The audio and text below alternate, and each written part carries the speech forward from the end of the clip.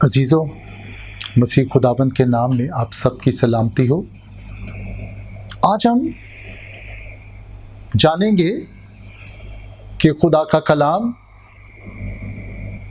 शराब के मुतालिक और नशे के मुतालिक क्या कहता है।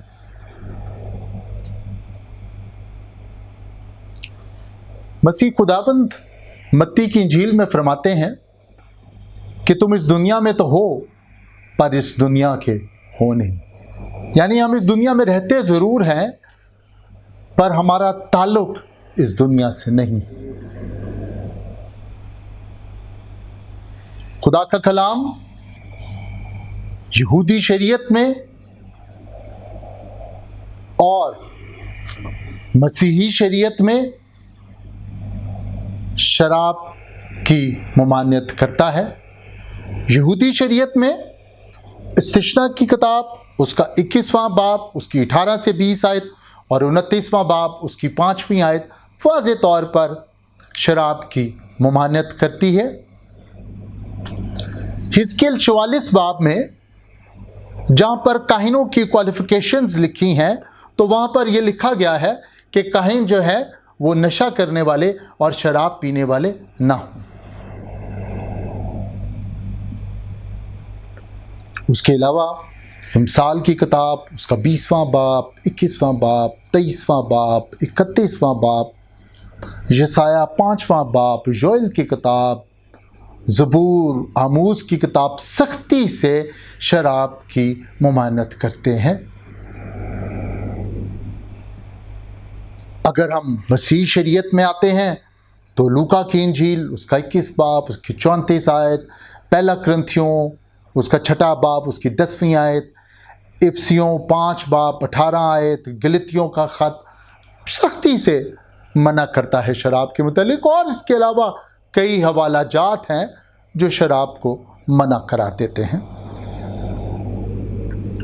आज चंद एक लोग कुछ हवालों के मुतालिक कहते हैं कि शराब की इजाज़त है और कुछ लोग ये कहते हैं कि थोड़ा सा पीने के लिए कलाम मना नहीं करता।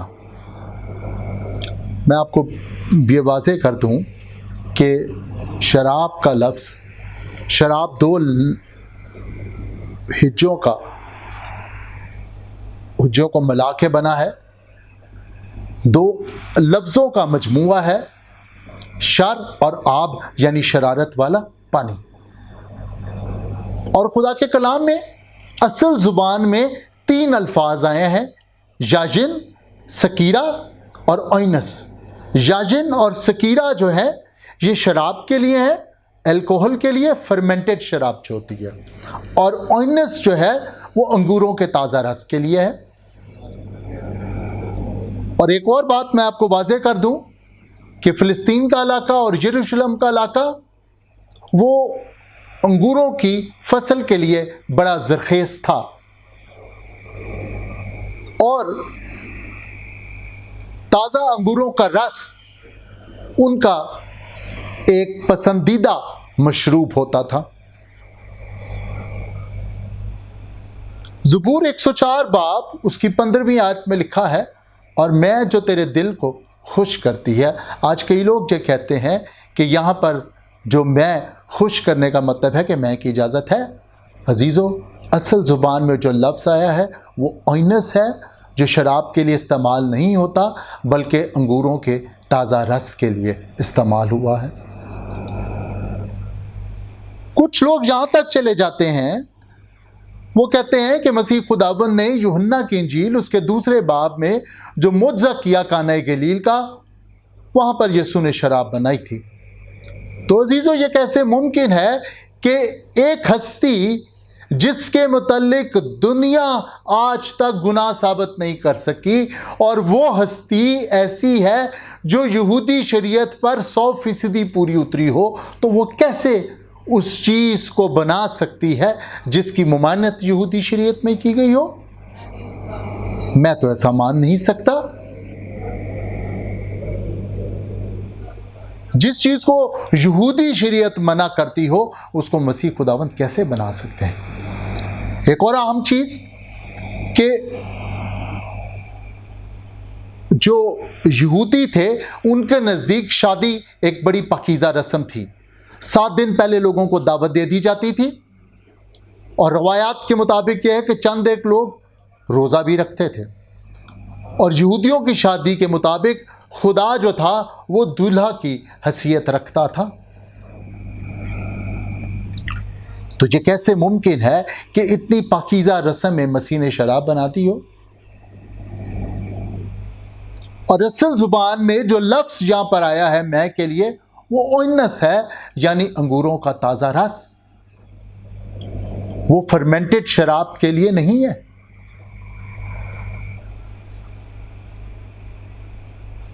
اور عزیزو، یوحنا کی انجیل اس کے دوسرے باب میں لکھا ہے کہ 6 مٹکے رکھے تھے یہودیوں کے طہارت کے مطابق.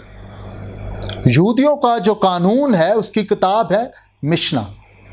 مشنا کے 6 حصے ہیں، اس کا آخری حصہ طہارت پر مبنی ہے، پاکیزگی پر مبنی ہے.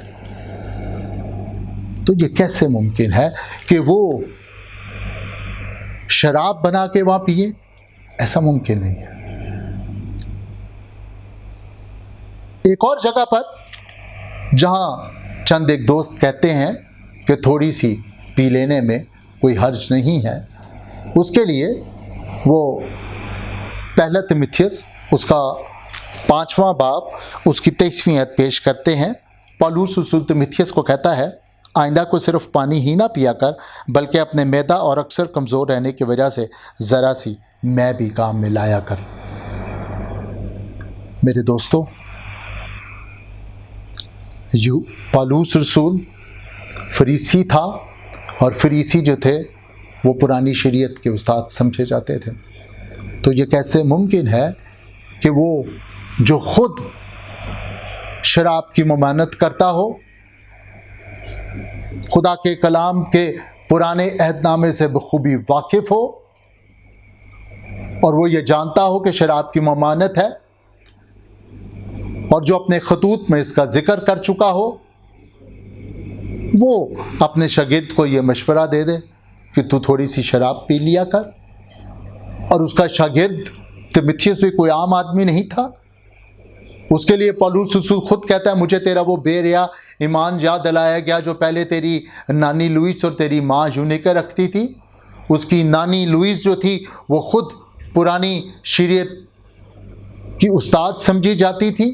تو یہ کیسے ممکن ہے کہ جو چیز تیموتھیوس بچپن سے سنتا آیا ہو وہ پالوس کی ایک ہی بات پہ اس کے بات میں آ جائے اور شراب پی لے؟ اصل وجہ یہ ہے کہ جو اصل زبان میں لفظ جہاں پر آیا ہے وہ اوئنس آیا ہے، یعنی تازہ انگوروں کا رس. اور ایک اور بات میں یہاں واضح کرتا چلوں کہ تیموتھیوس ایشیا کوچر کے علاقے میں رہتا تھا، اور ایشیا کوچر کے علاقے میں اس وقت جب تیموتھیوس وہاں رہائش پذیر تھا تو وہاں پر پیٹ کی بیماریوں کی وبا پھیلی ہوئی تھی.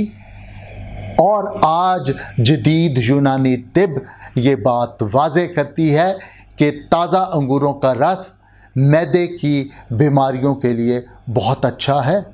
انتڑیوں کی سوزش، اپھارا اور مختلف جو پیٹ کی بیماریاں ہیں وہ تازہ انگوروں کے رس سے جاتی ہیں. آج آپ گوگل کر کے دیکھ لیں، آپ کو پتہ چلے گا کہ انگوروں کے تازہ رس کے اندر وائٹامنز بھی ہیں، وائٹامن اے ہے، وائٹامن سی ہے، منرلز ہیں، آئرن ہے، مختلف چیزیں ہیں. سو عزیزو، خدا کا کلام شراب کے متعلق سختی سے ممانعت کرتا ہے. ہمیں اس بات کو لوگوں کو بتانا ہے. آج بدقسمتی سے ہم نے دنیا کو ایک بڑا عجیب سا میسج دے دیا ہے. ہم نے اکثریت کو یہ میسج دے دیا کہ ہم بڑے کیجول سے لوگ ہیں، مذہب ہمارے لیے کوئی حیثیت نہیں رکھتا، ہمارے لیے کوئی سختیاں نہیں ہیں، ہم کوئی ڈسپلن نہیں ہیں. حالانکہ میرے اور آپ کے لیے اصول بڑے سخت ہیں. میرے اور آپ کے لیے لکھا ہے، جو کوئی نیکی کرنا جانتا ہے اور نہیں کرتا وہ گناہ کرتا ہے. شکریہ.